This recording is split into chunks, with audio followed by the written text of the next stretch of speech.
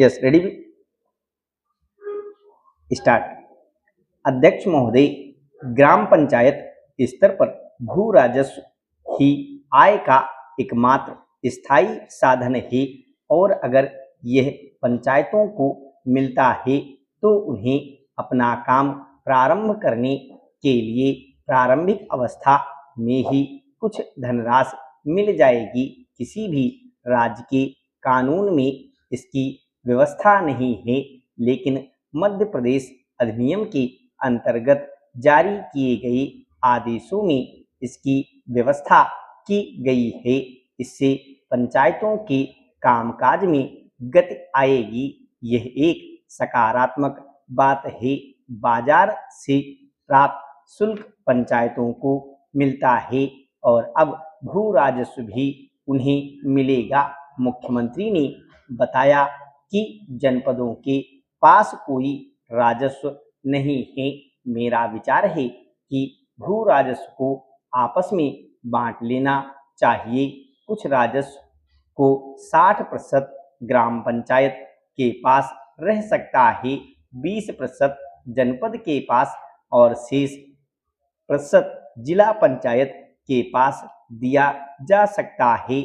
हमें याद है कि 1989 में एक सर्वेक्षण किया गया था और यह देखा गया था कि राज्य में पंचायतों की औसत प्रति व्यक्ति आय 60 पैसे थी।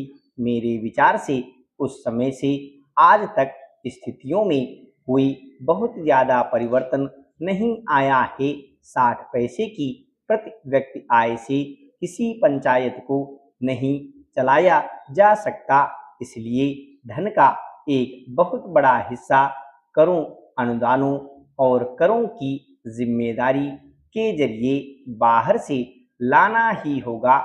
मुझे आशा है कि राज्य वित्त आयोग इन पहलुओं पर ध्यान देगा और इसकी सिफारिशों को स्वीकार करने से मामले में सरकार पर्याप्त रूप से अनुकूल रुख अपनाएगी।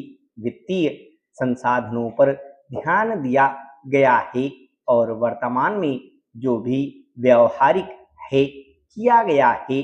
फिर भी भूमि कर को लेकर मेरे अंदर कुछ शंकाएं हैं। भूमि राजस्व और उपकर पहले से ही मौजूद हैं।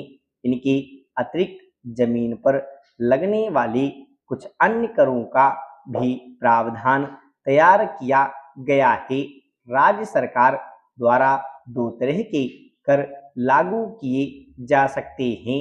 उदाहरणार्थ, प्रत्येक रुपये पर 50 पैसे का उपकर और 1% अतिरिक्त स्टाम्प शुल्क। अधिनियम में करों के लिए 2 अनुसूचियां दी गई हैं।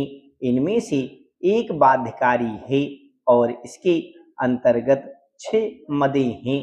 दूसरी वैकल्पिक है, इसमें 14 मदें हैं। इसके अतिरिक्त जमीन पर भी कर लगेंगे। यह देखना आवश्यक ही नहीं, अनिवार्य होगा कि कर के बोझ को संबद्ध भूमि झेल सकती है या नहीं। भारत अब एक नई उड़ान पर है। यह उड़ान अंतरिक्ष के जरिए देश की सुरक्षा और जनता के सतत विकास के लक्ष्यों को साधने वाली है।